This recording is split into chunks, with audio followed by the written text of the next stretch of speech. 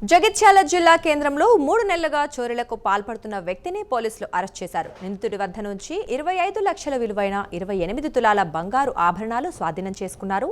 నిందితుడు అజయ్ని అరెస్ట్ చేసి రిమాండ్కు తరలించామని ఎస్పీ అశోక్ కుమార్ అన్నారు. నిందితులు మల్యాల మండలం రాజారాం గ్రామానికి చెందిన అజయ్గా గుర్తించారు.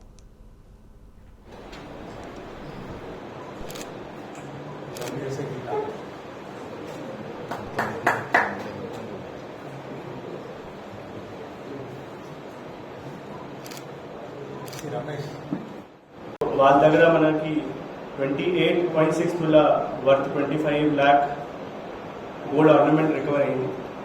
అండ్ వాళ్ళ ఏమో బేసికలీ వాళ్ళు చాలా తాగి వచ్చి అక్కడ ఎక్కడైనా వాళ్ళు ప్లాన్ చేస్తారు. ఇల్లు దగ్గర ఉన్న అవైలబుల్ ఐటమ్స్ని లాక్ బ్రేక్ చేసి దొంగతనం చేస్తారు. సో